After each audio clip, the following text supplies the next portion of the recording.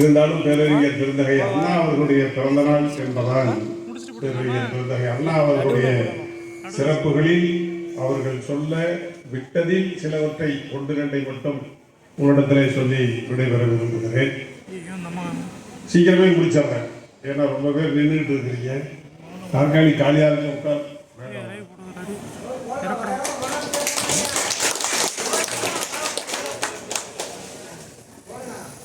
நிறைய பேருக்கு நாற்காலி இருக்கிறது ஒரு உட்காரலாம், தப்பு இல்லை.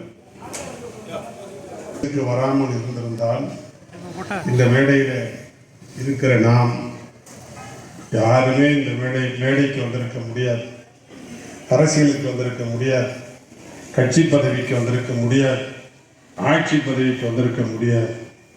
என்ன காரணம்? காங்கிரஸ் திராவிட முன்னேற்ற கழகம் தொடங்குவதற்கு முன்னால், திராவிட முன்னேற்ற கழகம் ஆட்சிக்கு வருவதற்கு முன்னால் காங்கிரஸ் கட்சி இந்த நாட்டை ஆண்டது. காங்கிரஸ் கட்சியில யார் கட்சிக்கு பதவிக்கு வர முடியும் என்று கேட்டால் பண்ணையார்கள் தான் வர முடியும், ஜமீன்தார்கள் தான் வர முடியும். அப்புறமா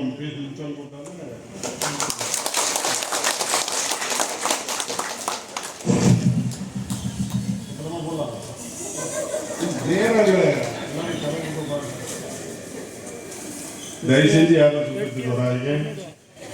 ஒரு 10 நிமிஷம் பேசி முடிச்சதுக்கு பிறகு கண்டிப்பா எல்லாருமே போடலாம். 18 ஆண்டு காலம் தமிழ்நாட்டில் காங்கிரஸ் கட்சி ஆட்சி நடத்தியது. அவ யார் கட்சிக்கு தலைமை தாங்கினார்கள் என்று கேட்டால், ஆட்சியில யார் இடம் பிடித்திருந்தார்கள் என்று கேட்டால், இந்த நாட்டில் இந்த பகுதியில் யார் மிகப்பெரிய ஜமீன்தாரோ யார் மிகப்பெரிய பண்ணையாரோ அவர்கள்தான் ஆட்சியிலேயும் கட்சியிலேயும் இடம் பிடித்திருந்தார்கள். ஒரு காலத்தில் சொல்வார்கள், பூண்டி வாண்டையார்,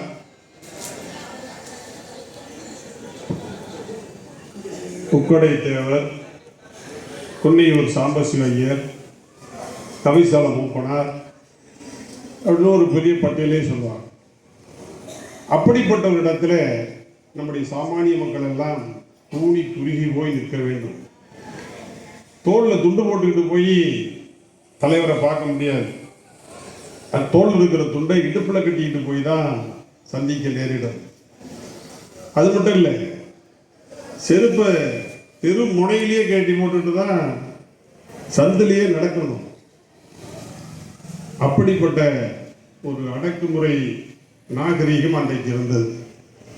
அப்படிப்பட்ட ஒரு சூழலில் தமிழ்நாட்டில் பேரறிஞர் பெருந்தகை அண்ணா அவர்கள் ஒரு சாதாரண நெசவாளர் குடும்பத்தில் பிறந்தவர். சாப்பாட்டுக்கு கஷ்டம் இல்லை, அவ்வளவுதான், உழைச்சி சாப்பிட்டுக்கலாம், அதுதான் அவருடைய வருமானம். அப்படி இருந்தும் கூட டபுள் எம்ஏ படித்தார், ரெண்டு எம்ஏ படித்தார். அப்படிப்பட்ட அண்ணா அவர்களால் துவங்கப்பட்டதுதான் திராவிட முன்னேற்ற கழகம். திராவிட முன்னேற்ற கழகம் துவங்கப்பட்டதற்கு பின்னாலே தான் சாமானியர்களும் கட்சிக்கும் ஆட்சிக்கும் தலைமையேற்க முடியும் என்கிற சரித்திரத்தை அண்ணா அவர்கள் உருவாக்கினார்கள். தவிர ஒன்றும் தெரிய மாட்டேங்குது. ஏராளமா இன்னைக்கு எலக்ட்ரானிக் மீடியா வந்துருச்சு. அன்னைக்கு ஒன்றும் கிடையாது. நான் கொள்கை பரப்புச்சலாக இருக்கிற பொழுது திருநெல்வேலிக்கு சென்றிருந்தேன். அங்கே நம்முடைய இயக்கத்தில் இருந்த ஒரு மிகப்பெரிய வயதான பெரியவர் அவர் கொண்டு வந்து ஒரு நோட்டீஸ் கொடுத்தார். அந்த நோட்டீஸ் எவ்வளோ பெருசுன்னு கேட்டிங்கன்னா, ஒரு கையகல நோட்டீஸ். ஒரு கையகல நோட்டீஸ் தான். யார் கலந்து கொண்டு பேசுகிற கூட்டம்? பேரறிஞர் பெருந்தகை அண்ணா அவர்கள் கலந்து கொண்டு பேசுகிற கூட்டத்திற்கு நோட்டீஸு கையகல நோட்டீஸ் தான். அதை வச்சிருந்து காட்டினார். அப்போ கேட்டேன், எனக்கு அப்புறம் வேற என்னென்ன பண்ணீங்கன்னு. லாந்தர் விளக்கில் அண்ணா பேசுகிறாருன்னு அதில் வேற லாந்தர் விளக்கு அவ்வளோ ஃபேமஸ் அவங்ககிட்ட இருப்போம். அந்த நோட்டீஸ்லேயே இருக்கு, லாந்தர் விளக்கில் அண்ணா பேசுகிறார் அப்படின்னு சொல்றாங்க அந்த நோட்டீஸ்ல. அதுபோல அண்ணா அன்றைக்கு ஊராக கிராமமாக சென்று அவருடைய அழகு தமிழில் அடுக்கு மொழியில் சிலேடை நடையில் அண்ணா பேசுகிறார் என்று சொன்னால் மாட்டு வண்டியில பயணம் செய்தார். நினைத்து பாருங்கள், இன்னைக்கு சொகுசு காரில் வாங்கினா கூட கொஞ்சம் உடம்பு வலிக்குதுன்னு சொல்ற காலமா இருக்கு.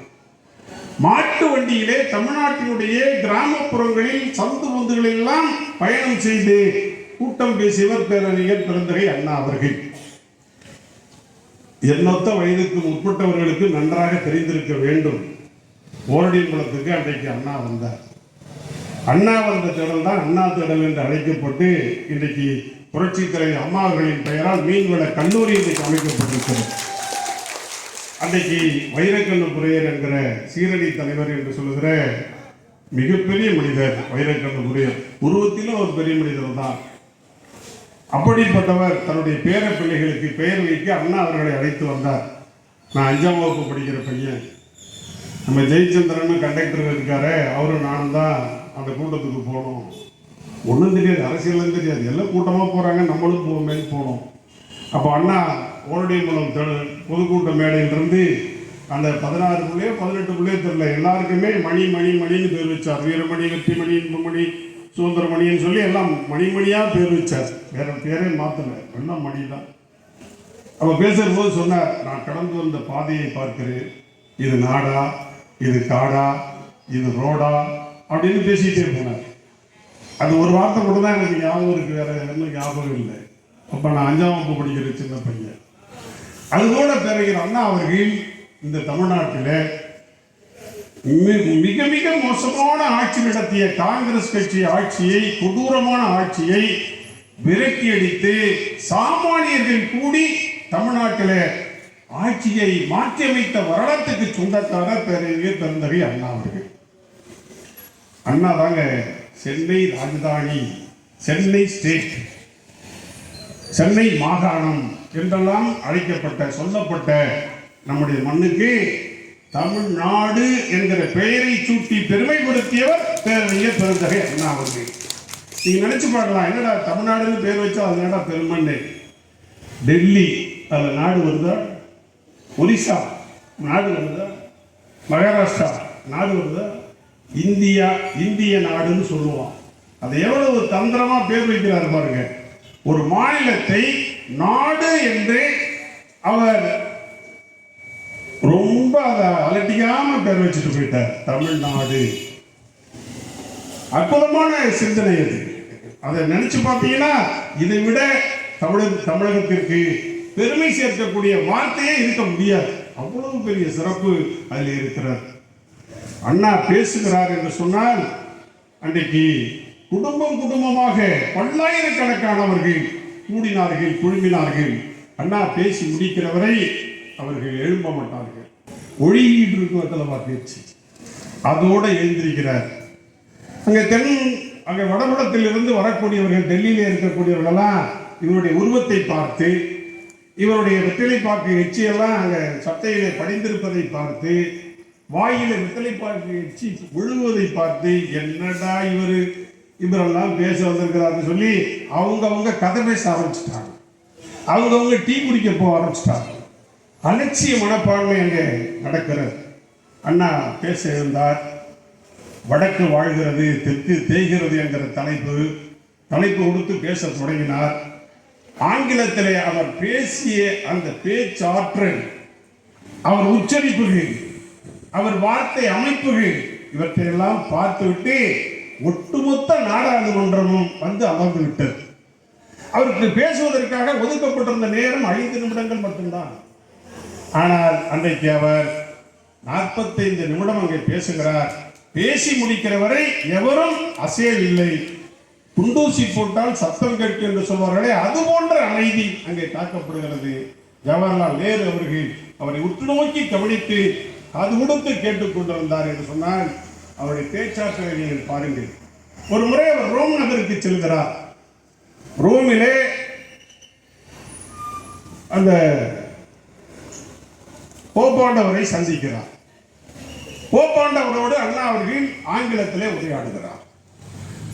அங்கே போப்பாண்டவர் வாழ்கிற பூமியிலே தான் ஆங்கிலம் உருவானது. ஆனால் அண்ணா அவர்கள் பேசிய ஆங்கிலத்தை பார்த்து போப்பாண்டவர் கடுமையாக ஆச்சரியப்படுகிறார். அவரை பார்த்து வியந்து போகிறார். இப்படிப்பட்ட ஆற்றல் எங்கேயோ இருந்து வருகிற ஒருவருக்கு உண்டா என்று எண்ணி பார்க்கிறார். அப்படி வியந்து பார்த்த அவர், உங்களுக்கு நான் ஏதாவது பரிசு வழங்க வேண்டும் என்று நினைக்கிறேன், என்ன வேண்டும் என்று கேட்கிறார் போப்பாண்டவர். அப்பொழுது அண்ணா என்ன சொன்னார் தெரியுமா, என்ன கேட்டார் தெரியுமா? கோவாவினுடைய விடுதலைக்காக போராடிய ரானடே இன்னமும் 25 ஆண்டுகளாக சிறையிலே கொட்டடியிலே அடைக்கப்பட்டு கிடக்கிறார். அவரை விடுதலை உங்களால் பெற்றுத்தர முடியும், அவரை விடுதலை செய்து கொடுங்கள் என்று கேட்டார். சொன்ன வார்த்தை தவறாமல் போப்பாண்டவரும் அந்த ரானடே அவர்களை, சுதந்திர போராட்ட தியாகி, அவரை விடுதலை செய்து அனுப்பி வைத்தார்கள். டெல்லிக்கு வருகிற போது இந்திரா காந்தி அம்மையார் போய் வரவேற்கிறார். வரவேற்ற நேரத்திலே ரானடே கூறுகிறார், நான் தமிழ்நாட்டில் CN அண்ணாதுரை அவர்களை பார்த்து நன்றி சொல்ல வேண்டும், நான் எனக்கு சென்னைக்கு போக வழிவிடுங்கள் என்று கேட்கிறார். அப்பொழுது இந்திரா காந்தி அம்மையார் சொன்னார், சாரி பிரதர், அண்ணா இறந்து விட்டார் என்று அவரிடத்திலே சொல்கிற போது அங்கேயே கண்ணீர் வடித்து விட்டு, பரவாயில்லை, அவருடைய சமாதிக்காவது போய் நான் மண்டியிட்டு நன்றி சொல்ல வேண்டும் என்று நேராக சென்னைக்கு வந்து அண்ணாவினுடைய அந்த நினைவிடத்தில் சமாதியிலே மண்டியிட்டு வணங்கி அழுது தன்னுடைய நன்றியை தெரிவித்து விட்டு ரானடே அவர்கள் சென்றார்கள் என்பது வரலாறு. அப்படிப்பட்ட சரித்திர புகழுக்கு சொந்தக்காரர் பேரறிஞர் பெருந்தகை அண்ணா அவர்கள். இங்கே நம்முடைய வேட்பாளர் சொன்னார், பிகாஸை பற்றி சொன்னார்.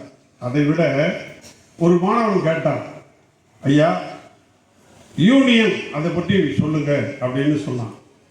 ரொம்ப சிம்பிளாக சொன்னார், யூனியன் ஈஸியா ஆனியன்னார். ஒன்றும் இல்லைங்க, யூனியன்கிறது வெங்காயங்கன்ட்டார்.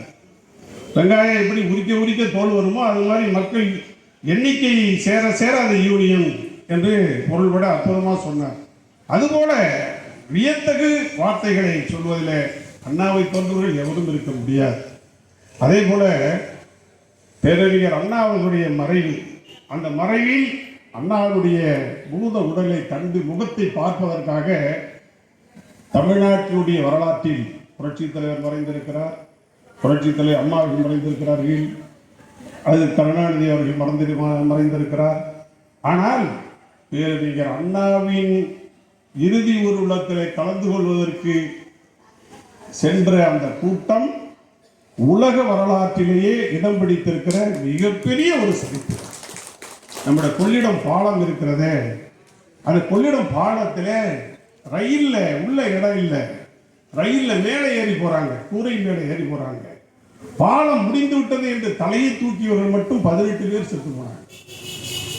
அதுபோல அண்ணாவினுடைய இறுதி ஊர்வலத்தை காண சென்று உயிரை விட்டவர்கள் ஏராளம் ஏராளம்.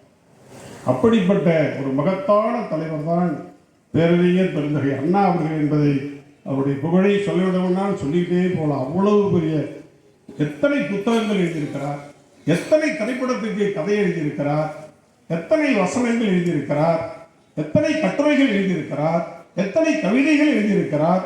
எண்ணி பாருங்கள், இத்தனையும் ஒரு மனிதனால் முடியுமா? 18 மாதம் தாங்க அவர் உயிரோடு இருந்தார். 18 மாதம் மட்டும்தான் ஆட்சியில் இருந்தார். முதலமைச்சராக அவர் பதவி வகித்த காலம் 18 மாதம் மட்டுமே. அந்த 18 மாத காலத்தில் 5 முறை முதலமைச்சராக இருந்த கருணாநிதி அவர்களால் ஒரே ஒரு உலக தமிழ் மாநாட்டை நடத்த முடியவில்லை. ஆனால் 18 மாத காலம் மட்டுமே ஆட்சி செய்த அண்ணா அவர்கள் உலகம் பாராட்டுகிற வகையில் சென்னையிலே 2ஆம் உலக தமிழ் மாநாட்டை நடத்தி தமிழுக்கு பெருமை சேர்த்தவரும் அவர்தான். எம்ஜிஆர் 5ஆம் உலக தமிழ் மாநாட்டை நடத்தினார், புரட்சி தலைவி 8ஆம் உலக தமிழ் மாநாட்டை நடத்தினார். கருணாநிதி செம்மொழி என்கிற பெயராலே மாநாடு நடத்தினாரே தவிர தமிழ் மொழிக்கு மாநாடு நடத்த முடியவில்லை. ஏனென்றால் ஜப்பானில் இருக்கிற தலைமை சங்கம் அனுமதி கொடுக்கல, அதனால நடத்த முடியல. இது வரலாறு. இப்படிப்பட்ட மாபெரும் சரித்திரத்தை படைத்தவர் தான் பேரறிஞர் அண்ணா. அண்ணா இல்லைன்னா தமிழ்நாடே இல்லை, சாமானியனுக்கு வாழ்வே இல்லை, சாமானியனுக்கு சுதந்திரமே இல்லை. இன்னைக்கு ஒருத்தர் தாலி கட்டினா அந்த தாலி கணவன் மனைவி என்பது உறுதி செய்யப்பட்ட ஒன்று, சட்டமாக்கப்பட்டது ஒன்று என்று சொல்றோமே, அந்த சட்டத்தை கூட கொண்டு வந்தது பேரறிஞர் பெருந்தகை அண்ணா அவர்கள் தான். சீர்திருத்த திருமணம் என்கிற பெயரால் அண்ணா தான் அந்த திருமணத்தை ஐயரை வச்சுதான், ஹோமம் வளர்த்து தான், சடங்குகள் முடிந்துதான், தாலி கட்டணும், அதுதான் செல்லும் என்ற இந்த நிலையெல்லாம் தூக்கி எறிந்துவிட்டு திருந்திய திருமணங்களை, தமிழர் திருமணத்தை நாட்டுக்கு சட்டமாக்கி கொடுத்தவர் பேரறிஞர் பெருந்தகை அண்ணா அவர்கள் தான். அப்படிப்பட்ட அண்ணாவுடைய குடும்பத்துக்கு தான் எங்கள் நண்பர்கள் சொன்னது போல 75 லட்சம் ரூபாயை புரட்சித் தலைவர் அம்மா அவர்கள் அண்ணா அவர்களுடைய புத்தகங்களை எல்லாம் தேசியமயமா அரசுடைமையாக்கி 75 லட்சம் ரூபாய் கொண்டு போய் கொடுத்தாங்க. நான் அண்மையில் காஞ்சிபுரம் போயிருந்தேன். அண்ணாவுடைய நினைவு இல்லத்தை புரட்சித் தலைவர் எம்ஜிஆர் அவர்கள் தான் அதை சிறப்பாக கட்டி அண்ணாவுடைய சிறப்பான படங்களை எல்லாம், வரலாற்று நிகழ்வுகளையெல்லாம் அங்கே அழகாக வைத்திருக்கிறார், அற்புதமாக வைத்திருக்கிறார். புரட்சித் தலைவர் தான் செய்திருக்கிறார், கருணாநிதி செய்யவில்லை. ஆனால் நீ பேச்சு பாருங்க, அவங்க தான் எல்லாம் அவங்க தான் சொல்றாங்க. இதுதான் உண்மை. அதே போல இன்றைக்கு நம்முடைய தம்பி நெத்தினி நாகையில் இலங்கையிலே மீனவர்கள் படுகிற துயரத்தை பற்றி சொன்னார். அது ஒரு விஷயத்தை சொல்வார் எதிர்பார்த்து விட்டுட்டார். என்னன்னு கேட்டீங்கன்னா, நண்பர்களே, இந்திய நாடு இலங்கைக்கு இன்றைக்கு பல ஆயிரம் கோடி ரூபாயை கொட்டி கொடுத்து இலங்கையை பொருளாதாரத்தில் மீட்டெடுத்திருக்கிறது. இல்லை என்றால் பிச்சை எடுக்கிற நிலைமைக்கு போயிருக்கோம். இதுதான் பொருளாதாரத்தில் இலங்கை இந்தியா இன்றைக்கு அவர்களுக்கு உதவி இருக்கிறது. அவ்வளவு கோடியை கொட்டி கொடுத்திருக்கிறது. அப்படி இருக்கும்போது நம்முடைய மீனவர்கள் இங்கிருந்து படகிலே போனால் இரவில் தான் மீனை பிடிக்க முடியும். இரவில் தான் மீன் மேய்ச்சலுக்கு வரும். அதனால படகை விட்டுட்டு, வலையை விட்டுட்டு படகை நிறுத்தினா அது தண்ணி. நானும் கடலுக்கு ஒரு 10-12 கிலோமீட்டர் உள்ளர போய் பார்த்துருக்கிறேன் ஒரு நாள். அவ்வளவு ஃப்ளோர் தண்ணி ஆறு மாதிரி போயிட்டு இருக்கும், பல திசையில் போகுது. அப்போ அந்த வலை எங்கே போதோ அங்கே அந்த போட்டு நவந்துடும். அதில் எல்லை தவறி போனாலும் கூட போகாட்டாலும் கூட பிடிச்சிட்டு போயிடுறான். அந்த படகுகளை இதுவரை மீனவர்களை விடுவிப்பது போல படகுகளையும் கொடுத்து கொண்டிருந்தார்கள். இப்போ என்ன சொல்லிட்டு இலங்கை சர்க்கார் இது தேசிய உடைமையாக்கிட்டான். இந்திய மீனவர்கள், தமிழ்நாட்டு மீனவர்கள் எவர் வந்தாலும் படகை நாங்கள் பிடிச்சோம்னா கொடுக்க மாட்டோம், அது எங்களுடைய தேச உடைமை அப்படின்னு ஆக்கிட்டோம்னு சொல்றான். இதை நம்ம அரசு கேட்க வேண்டாமா? இது வரைக்கும் அது மாதிரி உண்டா? தலைவர் காலத்தில் உண்டா? அம்மா காலத்தில் உண்டா? எடப்பாடியார் காலத்தில் உண்டா? இதை கேட்கறதுக்கு நாதியே இல்லை. இன்னைக்கு மத்திய அரசு இன்றைக்கு வெளியுறவுத்துறை கையிலே வைத்திருக்கிறது. ரஷ்யாவுக்கு போறேங்கிறாரு, உக்ரைனுக்கு போறேங்கிறாரு, போற நிப்பாட்டுங்கிறாரு. இது சாதாரண விஷயம். கூப்பிட்டு சொன்னா நின்றுடுவா. அதை செய்ய வேண்டாமா? இப்ப 10 கோடி அபராதம் போட்டிருக்கிறான் மீனவர்களுக்கு. 10 கோடி 10 கோடி எங்கேருந்து கொண்டே கொடுக்கிறது? அது மட்டும் இல்லைங்க, பெரிய அவமானம். நாக்க பிடிங்கிட்டு சாவணும் திமுக காரன். இன்னைக்கு வரைக்கும் கேட்கல, இன்னைக்கு வரைக்கும் அதை பத்தி பேசல. நம்முடைய மீனவர்களை மொட்டையடித்து, அவமானப்படுத்தி, கேவலப்படுத்தி, இழிவுபடுத்தி நம்முடைய தன்னாட்டத்தின் மீது கையை வைத்திருக்கிற அந்த இலங்கை அரசை எவனாவது பேசியிருக்கிறானா? நீ இன்னும் ஸ்டாலின் அமெரிக்காவுக்கு போன பீச்சங்கிறியே, தமிழனை மொட்டை அடிக்கிறாயா? அவன் செஞ்ச பாவம் என்ன? அவன் செஞ்ச துரோகம் என்ன? இலங்கையில யாராவது பொண்ணை பிடிச்சி கையை பிடிச்சி எடுத்துட்டு வந்துட்டானா? இல்ல இலங்கையில யாரையும் வெட்டி விட்டானா? என்னையா செஞ்சான்? எல்லை தவறி போயிருக்கிறான். அது இரவு நேரத்தில் தண்ணீர் போகிற போக்கில் படகு போகுது, அவ்வளவுதான். என்றைக்காவது புரட்சித் தலைவர் அம்மா அவர்கள் அதை பற்றி விட்டுக் கொடுத்திருக்கிறார்களா? எடப்பாடியார் காலத்தில் ஏதாவது நடந்திருக்கிறதா? மொட்டை அடிச்சுட்டாயா? மொட்டை அடித்து அவமானப்படுத்தி, அசிங்கப்படுத்தி, கேவலப்படுத்தி இருக்கிற இந்த சம்பவத்தை இதுவரை திராவிட முன்னேற்ற கழக அரசு கேட்காமலும், கண்டுகொள்ளாமலும், பார்க்காமலும், பேசாமலும் இருக்கிறது, கண்டனம் தெரிவிக்காமல் இருக்கிறது, மத்திய அரசை போய் பார்க்காமல் பேசாமல் இருக்கிறது என்று சொன்னால் எந்த அளவுக்கு தமிழ்நாட்டு மக்களின் மீது அக்கறை உள்ள அரசாக இருக்கிறது இந்த அரசு என்பதை நீங்கள் நினைத்து பார்க்க வேண்டும், எண்ணி பார்க்க வேண்டும். ஏமாற்றுகிறார்கள். மேலே இருக்கிறவன் கீழே இருக்கிறவன் வரைக்கும் ஏமாத்துறான். அவனுக்கு வேண்டியது இன்னைக்கு பணம். அந்த பணத்தை சம்பாதிச்சா போதும், அடுத்த ஆட்சி வருமோ இல்லையோ அதுக்குள்ள எல்லாத்தையும் முடிச்சுக்கணும்னு அவன் அடிச்சுட்டு இருக்கிறான். இல்ல 2000 கோடிக்கு கடத்துவானா? 2000 கோடிக்கு அயலகத்துறை செயலாளர் 2000 கோடி கடத்துறான். 2000 கோடி கடத்துறவன் என்ன செய்யறான்? உதயநிதி ஸ்டாலினுடைய மனைவியை வச்சு படம் எடுக்கிறான். அப்ப என்ன உறவு, என்ன தொடர்பு? அந்த சம்பாத்தியத்துக்கும் உங்களுக்கு, அந்த தொழிலுக்கும் உங்களுக்கு ஒண்ணுமே தெரியாதாப்பா? 2000 கோடி,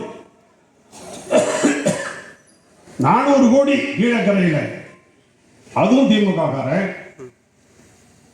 எல்லை இல்லாமல் இன்றைக்கு போதைப் பொருள் புழக்கம். நாடு முழுக்க இளைஞர்கள் கையில, மாணவர்கள் கையில இன்றைக்கு போதை நாசமாகி கொண்டிருக்கிறது. இன்றைக்கு இளைய தலைமுறை தமிழ்நாட்டிலே இளைஞர்கள் உலகம் பூராவும் இன்றைக்கு வல்லுநர்களாக இருக்கிறார்கள், நிபுணர்களாக இருக்கிறார்கள், இன்ஜினியர்களாக இருக்கிறார்கள், உலகத்தை வழிநடத்தக்கூடியவர்களாக இருக்கிறார்கள். அப்படிப்பட்ட தமிழகத்து இளைஞர்கள் கையிலே இன்றைக்கு போதைப் பொருள் இல்லாதவரை இல்லை என்று சொல்லக்கூடிய அளவுக்கு மோசமான சூழ்நிலையை உருவாக்கி விட்டீர்களே. எப்படிப்பட்ட கேவலம் இது, எப்படிப்பட்ட அசிங்கம் இது?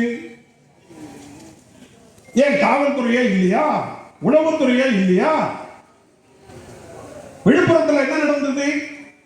காவல் நிலையத்துக்கு பக்கத்திலேயே, எஸ்பி ஆபீஸுக்கு பக்கத்திலேயே, டிஎஸ்பி ஆபீஸுக்கு பக்கத்திலேயே விழச்சாராயம், கள்ளச்சாராயம் இல்ல விஷச்சாராயம். பணத்தை எந்த பணத்திலிருந்து எடுத்து கொடுத்தாங்க தெரியுமா? மத்திய சர்க்கார் பழங்குடி ஆதி திராவிட மக்களுடைய நலனுக்காக கொடுத்த அந்த நிதியை எடுத்து திட்டத்தை தொடங்கி கொடுத்துட்டார். அந்த பழங்குடியின கமிஷன் திமுகவுக்கு நோட்டீஸ் விட்டுட்டார். கவர்மெண்ட்டுக்கு வந்து ஆஜராக என்ன பதில் சொல்லுங்க. ஒன்னுட்ட தான் காசு இல்லையா, அப்புறம் எதுக்கு நீ கொடுக்க போறேங்கிற? அம்மா தாலிக்கு தங்கம் கொடுத்தாங்க. எப்பேற்பட்ட திட்டம்! ஒரு சாதாரண ஏழை குடும்பத்தில் 8 கிராம் தங்கம், ஒரு பவுனுங்கிறது எவ்வளவு பெரிய தொகை? இன்னைக்கு 60,000 ரூபாய். 50,000 உதவி தொகை, 1,10,000 ரூபாய். இன்னைக்கு 1,10,000 ரூபாய் சாதாரண ஏழை குடும்பத்தினுடைய பெண்ணுக்கு திருமண நேரத்தில் கிடைக்குதுன்னு சொன்னா அது எவ்வளவு பெரிய உதவி! தாய்மாமன் சீரை விட புரட்சித்தில் அம்மாவுடைய சீர் மகத்தானதாக இருந்தது. அதை போய் நிப்பாட்டினீங்களே. தாலியில போய் கைய வச்சோம் உருப்படுவான நாட்டில். அது மட்டும் இல்லைங்க, எடப்பாடியார் 2000 மினி கிளினிக்கை தொடங்குறார். ஒரே உத்தரவுல 2000 மினி கிளினிக். கிராமப்புறத்தில், குக்கிராமத்தில் சாதாரண மக்கள் பலன் பெற வேண்டும், உயிர் காப்பாற்றப்பட வேண்டும், ஃபர்ஸ்ட் எய்டு மாதிரி உதவிகள் கிடைக்க வேண்டும் என்பதற்காக 2000 மினி கிளினிக்கை தொடங்கி டாக்டர் போட்டாச்சு, நர்ஸை போட்டாச்சு, உதவியாளர் வச்சாச்சு, மருந்து வச்சாச்சு, மருத்துவமனையை திறந்தாச்சு. 2000 திறந்தாச்சு. நாசமா போறவங்க ஆட்சிக்கு வந்து 2000 மூடிட்டானே. இதுக்கு தான் ஆட்சிக்கு வந்தாங்களா? இதுக்கு தான் திமுகவுக்கு நாட்டில் மக்கள் தம்பி சொன்ன மாதிரி, தேடி சொன்ன மாதிரி ஓட்டு போடுறாங்களா? ஆஸ்பத்திரியை போய் எவனாவது மூடுவானாங்க? கொரோனாவில் நாட்டு மக்கள் காப்பாற்றப்பட்டதற்கு, தமிழ்நாட்டு மக்கள் பெரும்பகுதி காப்பாற்றப்பட்டதற்கு காரணமே இங்க இருந்த மருத்துவ கட்டமைப்பு. நம்முடைய தமிழ்நாட்டுடைய மருத்துவ கட்டமைப்பின் காரணமாகத்தான் அன்றைக்கு கொரோனாவில் இருந்து மக்கள் பாதுகாக்கப்பட்டார்கள், காப்பாற்றப்பட்டார்கள். இன்னைக்கு 2000 வெள்ளிக்கு காணும், க்ளோஸ், முடிச்சாச்சு. இது நியாயமா?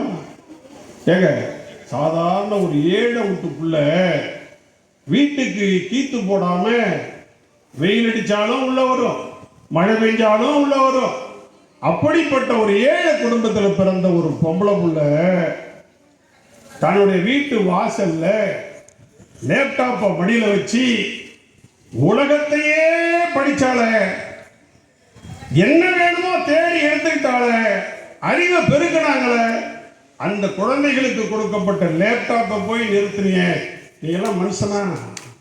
அறிவுபூர்வமானவர்களா? வருங்காலத்தை தொலைநோக்கு சிந்தனையோடு பார்க்கக்கூடியவர்களா இவர்கள்? எண்ணி பாருங்க, என்ன இந்த சர்க்கார் செஞ்சிருக்கு நினைச்சு பாருங்க. ஒண்ணும் கிடையாது, எதுவும் கிடையாது. எதையுமே செய்வதற்கு இந்த சர்க்கார் தயாராக இல்லை. பொய் சொல்லணும், அவ்வளவுதான். நம்ம வக்கீல் வழக்கறிஞர் சொன்னார், பஸ்ஸை பார்த்தீங்களான்னு. பஸ்ஸு பார்த்தீங்கன்னா பஸ்ஸில் டிரைவர் கிடையாது, கண்டக்டர் கிடையாது, அப்புறம் எப்படா பஸ் ஓடுதுன்றீங்க. எல்லாம் டெம்பரரி ஆளை ஏற்றி விட்டான். அவனுக்கு ஊரும் தெரியல, ஸ்டாப்பிங்கும் தெரியல, ஏதோ ஓட்டிட்டு போயிட்டு இருக்கிறான். அப்புறம் பார்த்தீங்கன்னா பின்னாடி கண்ணாடி இல்லை, அப்புறம் பார்த்தீங்கன்னா டயர் இல்லை, அப்புறம் பார்த்தீங்கன்னா படி இல்லை, படி போகிற இடத்துல கீழே விழுவுது, பொத்து பொத்துன்னு குதிக்கிறாங்க பஸ்ஸில் இருந்து. கூரை இல்லை, கொடை பிடிச்சிக்கிட்டு இருக்கிறாங்க. இதானங்க பஸ்ஸு. ஒரே ஒரு விஷயம், ஓரணியம்பலத்திலிருந்து சென்னைக்கு ஒரு பஸ் விட்டோம். எப்பயுமே ஃபுல்லு சம்பாதிச்சது அந்த வண்டி. திமுக காரனுக்கு ஒரே அரிப்பு, ஓஎஸ் மணியம் விட்ட பஸ் ஓடலாமா, நிப்பாட்டி விட்டான். சரி நிப்பாட்டி தொலைஞ்சிட்டு போ. கௌதமன் திமுக மாவட்ட செயலர் தலைஞாயிறில் இதே இடத்துல தான் வந்து என்ன செஞ்சாங்க. இந்த ஆளுங்கட்சியில் இந்த ஊரில் மந்திரி இருந்தார், என்ன பண்ணார், நாங்கள் பாருங்க திருப்பூருக்கு இங்கேருந்து பஸ் விட்றோன்ட்டான்னு சொல்லி விட்டாங்க. போகுதையா பஸ்ஸு?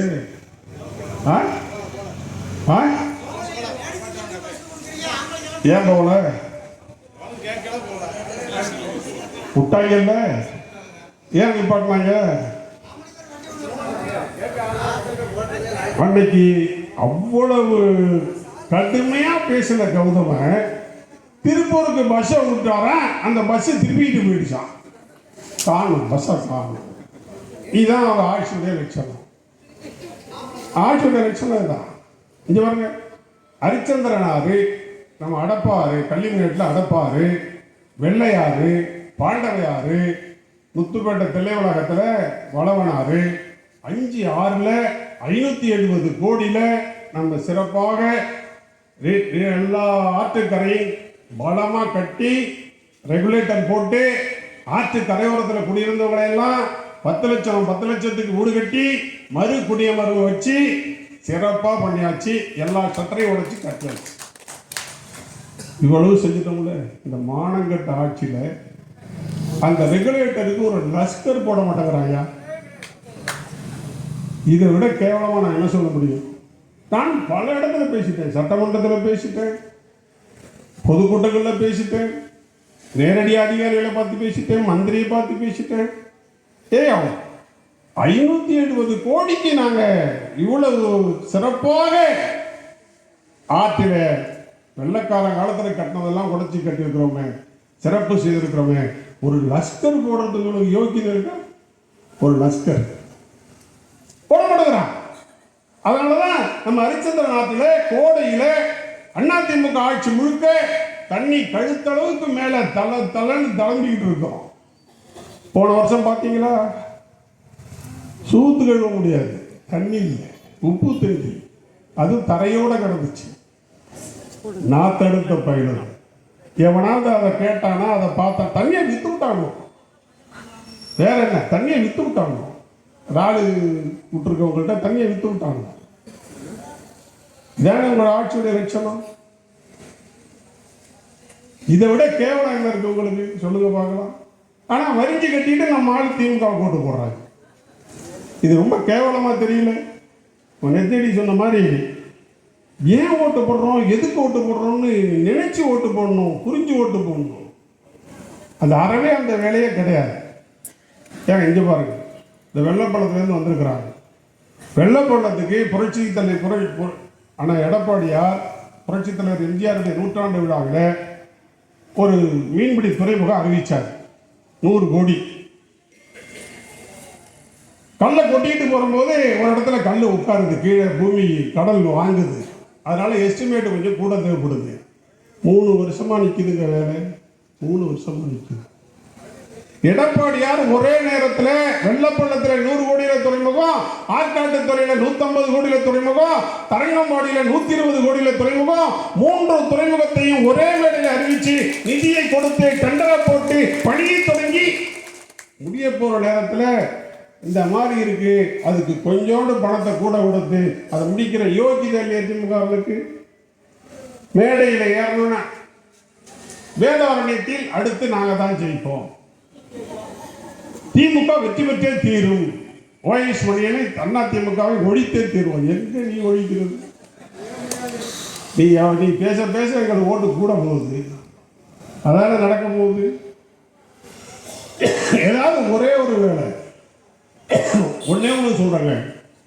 வேதாரண்யத்தில் நான் வந்து நம்முடைய எடப்பாடியார் முதலமைச்சர் வந்த பிறகு நான் எம்எல்ஏ ஆனவுடனே திடக்கழிவு மேலாண்மை அப்படிங்கிற ஒரு திட்டத்தை கொண்டு வந்து வேதாரண்ய நகரத்தில் கூட்டி கொண்டு போகிற குப்பையை பூரா அதை பிரித்து மக்கிற குப்பை மக்காத குப்பைன்னு பிரித்து அந்த மக்கிற குப்பையை உரம் தயார் பண்ணி விவசாயிகளுக்கு இலவசமாக கொடுத்தோம். மக்காத குப்பை இருக்க பிளாஸ்டிக்கெல்லாம் அதையெல்லாம் பிரித்து தார் ரோடு பிளாஸ்டிக் ரோடு போடுறதுக்கு வெளியே அனுப்பிட்டோம். அன்னைக்கு வந்த குப்பை அன்னைக்கு பிரிக்கப்பட்டு சுத்தம் செய்யப்பட்டது. இது நடந்தது. ஆனால் ஆட்சிக்கு வந்தவுடனே என்ன பண்ணாங்க தெரியுமா? அதுவும் அண்ணன் மீனாட்சி அண்ணன் பையன் புகழேந்தின்னு ஒரு சிறப்பான ஒரு பெரிய மனுஷன். அது சொல்றதுன்னா அதுக்கு தனியாக ஒரு மேடை போடணும். அவ்வளோ நாட்டம் அதில் இருக்கு. என்ன பண்ணாரு? நம்ம பெண்கள் வேலைக்கு போட்டிருந்தவங்களெல்லாம் வீட்டுக்கு அனுப்பி விட்டு அவங்க கட்சிக்காரன் போன ஊட்டி சனங்களை எல்லாம் அங்கே வேலைக்கு அனுப்பி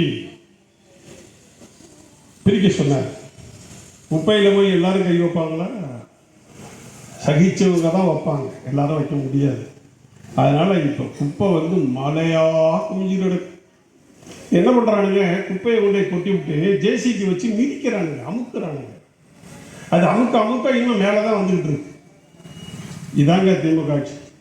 இதான் திமுக ஆட்சி. ஊரில் சாவு செத்தா சாம்பலை கொண்டுட்டு போய் கரைக்கிறதுக்கு போவாங்க வேதாந்திய சன்னதி கடலுக்கு. அற்புதமான ஒரு 2 பக்கமும் காங்கிரீட் ரோடு போட்டு ரீட்டர்னிங் வால் கட்டி சேர்மன்லாம் பண்ணார். ஒரு பூங்காவும் போட்டு ஒரு திதி மண்டபமும் கட்டி வச்சோம். ஏங்க அதுக்கு தண்ணி ஊற்றினா அவங்களுக்கு என்ன பாழாக மட்டும்? அதுக்கு தண்ணி ஊற்றினா அவங்களுக்கு என்ன கேடாக வரும்? அதுக்கு தண்ணி கூட ஊற்றாமல் அந்த செடியெல்லாம் சாவடிச்சுட்டு இருக்காங்க அவங்க. குப்பைதான் நம்ம பிரிக்கலைன்னா பரவாயில்ல, அந்த பூங்காவில் இருக்கிற செடியை கூட காப்பாற்றாத ஆட்சி இந்த திமுக ஆட்சி. கிட்டத்தட்ட 24 கோடி பணத்தை வச்சுட்டு வந்தோம் நம்ம ஆட்சியில். ஜென்ரல் ஃபண்டில் பணத்தை சுவாகா. வேதாரண்ய நகராட்சி பணம் சுவாகா. அந்த சுவாகா பண்ண ஐயர் யாருன்னு கேட்டிங்கன்னா புகழேந்தி ஐயர். அடிச்சிட்டார், எல்லாம் முடிச்சிட்டார். நம்ம வேதாரண்ய ரோடு 4 பக்கமும் சிமெண்ட் காங்கிரீட் ரோடு போடுவோம்னு சொல்லி அதுக்காக திட்டம் போட்டு அதுக்கான எஸ்டிமேட் போட்டு டெண்டர் வச்சு வேலை செய்ய போனால் வேலையெல்லாம் செய்யாதீங்க, அது ஜென்ரல் ஃபண்ட்லேருந்து நாங்கள் பணம் கொடுக்க மாட்டோம், ஏதா உங்கள் அரசாங்கம் போட்ட உத்தரவை கொடுக்க மாட்டோம், நீங்கள் கவர்மெண்ட்டில் போய் பணம் வாங்கிட்டு வாங்க, அப்போ தான் செய்யலாம் அப்படின்னு சொல்கிறாங்க. அது முதல்ல என்ன பண்ணாங்கன்னா முதல்ல கேன்சல்னு ஒரு உத்தரவு போட்டாங்க. நம்ம கவுன்சிலர் இந்த நகரம் உட்காந்துருக்கிறார், கேன்சல்னு உத்தரவு போட்டாங்க. நான் போய் அதிகாரிகளை பார்த்து அதெல்லாம் கேன்சல்லாம் பண்ண முடியாது, அது நடக்கும்னு சொல்லிட்டாங்க. இப்போ அரசாங்கமே இப்போ மறுபடியும் பணம் கொடுக்குது. இப்படியெல்லாம் போராடி நம்ம பண்ணிக்கிட்டு இருக்கிறோம். இதுதான் திமுகவுடைய ஆட்சியுடைய லட்சணம். அண்ணா திமுகங்கிறது சாதாரண கட்சி அல்ல. நீங்கள் நினைச்சு பார்க்கணும். காணல் நீர் காவிரியில் தண்ணி வரவே வராது அப்படின்னு சொன்ன காலம் போய் புரட்சித் தலைவர் அம்மா அவர்கள் ஆளுகிற கட்சியாக இருந்தாலும் சரி எதிர்கட்சியாக இருந்தாலும் சரி தொடர்ந்து சட்ட போராட்டம் நடத்தி 177.25 டிஎம்சி தண்ணி தமிழ்நாட்டுக்கு உண்டு என்கிற சட்டத்தை பெற்றுக் கொடுத்தது அதிமுக. ஜீவாதார உரிமை பெற்றுக் கொடுத்திருக்கிறோம். இது ஒண்ணு.